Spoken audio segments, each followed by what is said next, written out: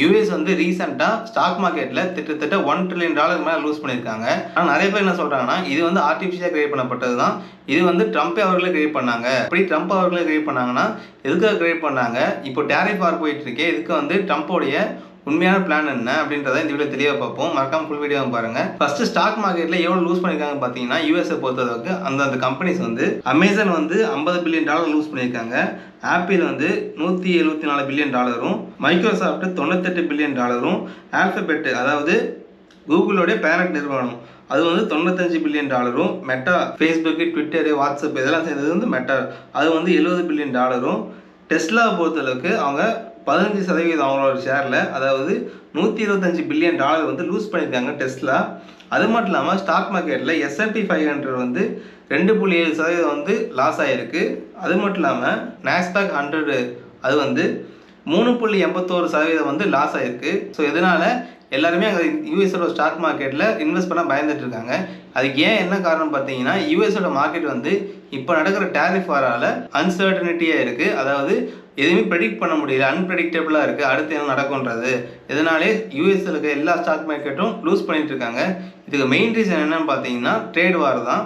என்ன ட்ரேட் வார்னு பார்த்தீங்கன்னா, ட்ரம்ப் அவர்கள் வந்து பதவிக்கு வந்ததுலேருந்து ட்ரேட் வார், அதாவது எந்தெந்த நாளில் எங்கள் மேலே எந்த அளவுக்கு டேரிஃப் போடுறாங்களோ அதே அளவுக்கு நாங்கள் அந்த நாட்டு மேலே டேரிஃப் போடுவோம் சொல்லிட்டு இருக்காரு. சரி, ஃபர்ஸ்ட் டேரிஃப் என்னன்னு பார்த்தீங்கன்னா, அமெரிக்காவிலேருந்து ஒரு பொருள் வந்து இந்தியாவுக்கு இறக்குமதி ஆகுதுன்னா அந்த இறக்குமதி ஆகிற பொருளுக்கு வந்து நம்ம டேரிஃப் போடுவோம். அதாவது ஒரு மொபைல் ஃபோன் வந்து அமெரிக்காவிலேருந்து இந்தியாவுக்கு வந்து இம்போர்ட் ஆகுதுன்னா இந்தியா வந்து டேரிஃப் போடுவாங்க அமெரிக்காவோட மொபைல் ஃபோன் ப்ராடக்ட்ஸ் மேலே, எலக்ட்ரானிக்ஸ் மேலே. அதுக்கு வந்து ஒரு 30% டேரிஃப்னு வச்சுக்கோங்களேன். அப்போது அந்த மொபைல் ஃபோனோட விலை வந்து 10,000 இருந்தால் அவங்க 30% டேரிஃபில் ஒரு 3,000 எக்ஸ்ட்ரா வச்சு 13,000 வைப்பாங்க இங்கே இருக்க இந்திய மக்கள்கிட்ட. அந்த டேரிஃப் யாருக்கு போகும் பார்த்தீங்கன்னா, அது வந்து டேக்ஸ் மூலயமா இந்தியன் கவர்மெண்ட்டுக்கு தான் போகும். சேம் அதே தான் அமெரிக்காவை பொறுத்தளவுக்கு அவங்க அங்கே இம்போர்ட் ஆகிற பொருட்கள் எல்லாத்துக்குமே அவங்க டேரிஃப் போட ஆரம்பித்தாங்கன்னா அங்கே உள்ள இருக்க மக்கள்கிட்ட விலைவாசி அதிகமாகும்.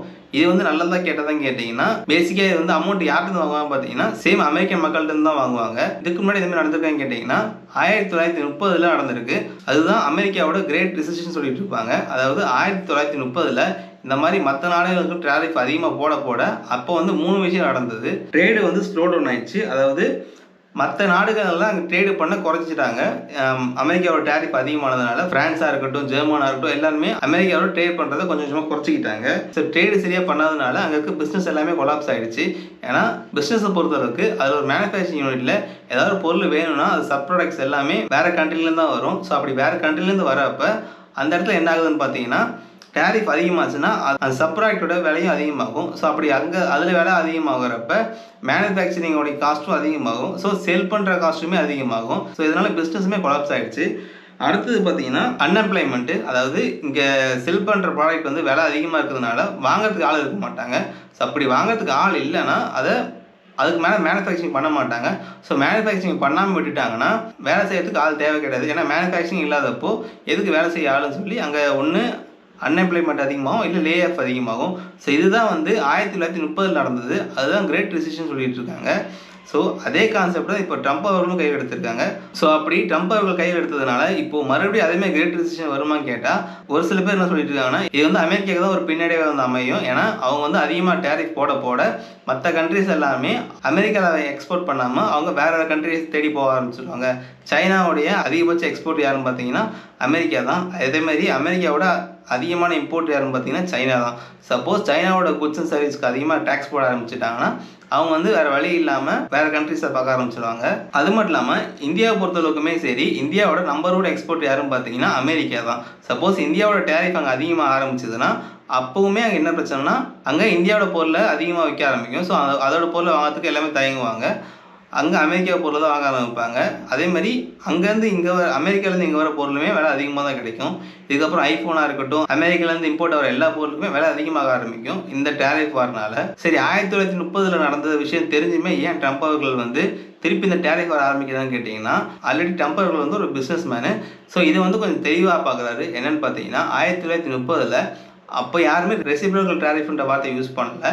அப்போ எல்லாமே அமெரிக்காவில் உள்ள வர பொருளுக்கு எல்லாமே டேரிஃப் அதிகமாகும்னு சொன்னாங்க. ஆனால் இப்போ இந்த டைம் வந்து ட்ரம்ப் அவர்கள் வந்து ரெசிப்ரோக்கல் டேரிஃப்ன்ற வார்த்தை யூஸ் பண்ணிட்டு இருக்காரு. அதாவது நீ எந்த அளவுக்கு எனக்கு டேக்ஸ் போடுறியோ அந்த அளவுக்கு நானும் உனக்கு டேக்ஸ் போடுவேன் அப்படின்றத ட்ரம்ப் அவர்கள் எல்லா இடத்துலையும் சொல்லிட்டு இருக்காரு. இதுக்கு என்ன அர்த்தம்னு பார்த்தீங்கன்னா, நீங்கள் 30% டேக்ஸ் போட்டிங்கன்னா நான் உனக்கு 30% டேக்ஸ் போடுவேன்னு சொல்கிறது தான் அர்த்தம். ஸோ இது வந்து கொஞ்ச நாள் கழிச்சு என்ன பண்ணுவான்னு பார்த்தீங்கன்னா, ஃப்ரீ ட்ரேடாக மாற்ற ஆரம்பிப்பார். நீங்கள் எனக்கு டேக்ஸ் போடலைன்னா நானும் உனக்கு டேக்ஸ் போட மாட்டேன். இப்போது சப்போஸ் இந்தியா வந்து 30% வந்து அமெரிக்காவோட பொருளுக்கு டேக்ஸ் போட்டுச்சுன்னா, அங்கே அமெரிக்காவில் இந்தியாவோட பொருளுக்குன்னு சொல்லி 30% வந்து டேக்ஸ் போடுவாங்க. கொஞ்ச நாளைக்கு அப்புறம் இந்தியா வந்து ஒரு முடிவு எடுக்கிறாங்க. என்னன்னா, அமெரிக்காவிலேருந்து வர பொருட்கள் எல்லாருக்குமே 0% டேக்ஸ்னு சொல்லிட்டாங்கன்னா, அங்கே அமெரிக்கா என்ன பண்ணுவாங்கன்னா, இப்போ நீ எனக்கு 0% டேரிஃப் போடுறல, அப்போ நானும் உனக்கு 0% டேரிஃப் போடுறேன்னு சொல்லி அவங்க டேரிஃபை 0% ஆக்கிடுவாங்க. ஏன்னா ரெசிப்ரோக்கல் டேரிஃப்னா அதுதான், நீ என்ன போடுறியோ அதே தான் நானும் உனக்கு போடுவேன். ஸோ இதனால தான் ட்ரம்ப் அவர்கள் வந்து தெளிவாக அவர் ரெசிப்ரோக்கல் டேரிஃபை யூஸ் பண்ணுறதுனால, நீ எனக்கு எந்த அமௌண்ட் போடுறியோ அதே அமௌண்ட் நானும் உனக்கு போடுறேன்ற ஒரு கணக்கில் வரும். அது மட்டும் இல்லாமல் இப்போ ட்ரம்ப் அவர்கள் வந்து எந்த நாட்டு மேலே டேரிஃப் போடுறாங்கன்னு பார்த்தீங்கன்னா, அதுக்கு ரொம்ப காலமாக நட்பாக இருக்க கனடா மேலேயும் 25% டேரிஃப் போட்டிருக்காரு. ஸோ அவர் 25% போட்டதுனால கனடாவுமே திருப்பி அமெரிக்காவுக்கு 25% டேரிஃப் போட்டிருக்காங்க. அது மட்டும் இல்லாமல் சைனாவுக்கு பொறுத்தளவுக்கு 10% டேரிஃபை இன்க்ரீஸ் பண்ணியிருக்காரு. ஸோ இவர் இதை பண்ணதுனால சைனா என்ன பண்ணிட்டாங்கன்னு பார்த்தீங்கன்னா, அமெரிக்காவோட நிறுவனத்துக்கு எல்லாமே 10% வந்து 15% டேரிஃப் இன்க்ரீஸ் பண்ணிட்டாங்க. ஆனால் இவரோட இந்த கணக்கு எத்தனை நாள் சரியாக வரும்னு தெரியல. ஏன்னா சைனாவோடைய பல நிறுவனங்கள் வந்து அமெரிக்க நிறுவனங்கள் கம்பேர் பண்ணுறப்போ விலை கம்மியாக தான் வித்துட்டு இருந்தாங்க. நீங்கள் எலக்ட்ரிக் காரை பொறுத்தளவுக்கு டெஸ்லாவுடைய கார் விலையை விட BYDன்ற சைனா நிறுவனத்தோட கார் வந்து ரொம்ப கம்மியான விலையில தான் வித்துட்டு இருக்காங்க. டெஸ்லா விட ஸ்பெசிஃபிக் அதிகமாகவே BYD கார் வந்து லான்ச் பண்ணிட்டு இருக்காங்க. அது மட்டும் இல்லாமல் விலை கம்மியாகவே வித்துட்டு இருக்காங்க. ஸோ அதனால் டேரிஃப் அதிகமாக இது வந்து அமெரிக்காவுக்கு தான் பர்டன் அமையும். இவங்க வந்து ரெசிப்ரோக்கல் டேரிஃபை ப்ராப்பராக இம்ப்ளிமெண்ட் பண்ணாத வரைக்கும். அடுத்து என்ன பார்த்தீங்கன்னா, அமெரிக்காவை பொறுத்தளவுக்கு ஷேர் மார்க்கெட் லாஸ் இருக்குது அதிகமாகிட்டே இருக்குது. கிட்டத்தட்ட ரீசெண்டாக $1 பில்லியன் மேலே அவங்க லாஸ் பண்ணியிருக்காங்க ஷேர் மார்க்கெட்டை பொறுத்தளவுக்கு.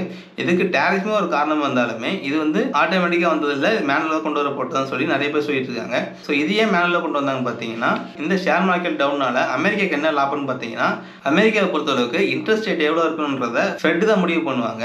அதாவது இந்தியாவுக்கு RBI இருக்கிற மாதிரி அமெரிக்காவுக்கு ஃபெட் தான் முடிவு பண்ணுறாங்க. ஆனால் ஃபெட்ன்றது பார்த்தீங்கன்னா ஒரு இண்டிபெண்டன்ட் நிறுவனம்.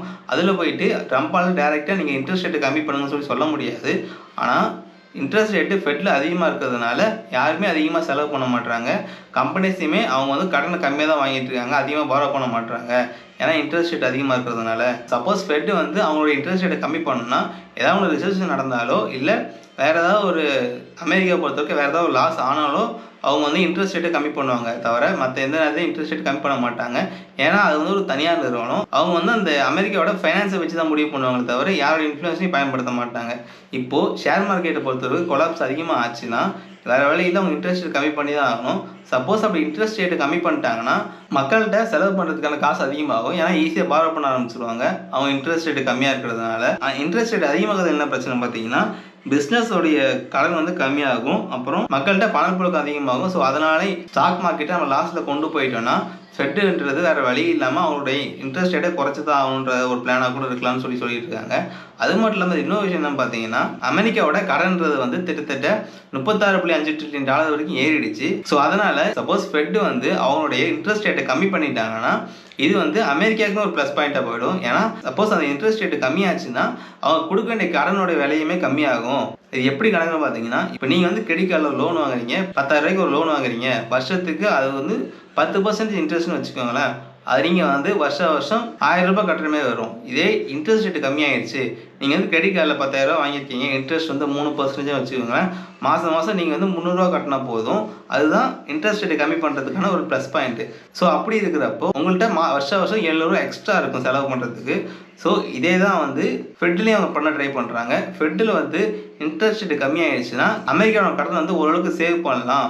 $1 ட்ரில்லியன் இல்லைனாலும் $1 பில்லியன் அமெரிக்காவோட கடன் ஓரளவுக்கு சேவ் பண்ணலாம், கொஞ்சம் சீக்கிரம் அடைக்க பார்க்கலாம் அப்படின்றது. ஸோ இதனால தான் ஸ்டாக் மார்க்கெட்டை கிராஷ் பண்ணதாக இருக்கட்டும், டேரிஃபர் அனௌன்ஸ் பண்ணதாக இருக்கட்டும், ஸோ ரெண்டுமே ஸ்பெசிஃபிக்காக வேற ஒரு ரீசனாக கொண்டு வரப்பட்டது தான். ஆனால் ஸ்டாக் மார்க்கெட் கேஷ்ன்றது அடிக்கடி நடக்கிறது தான், அது ஒன்றும் புதுசு கிடையாது. ஆனால் அது பர்பஸ்ஃபுல்லாக பண்ணுறப்போ அங்கே ஃபெட்டோட இன்ட்ரெஸ்ட் ரேட் கம்மியாகிடுச்சுன்னா அமெரிக்காவோட கடன்றது கம்மியாக ஆரம்பிக்கும் கட்டுறது.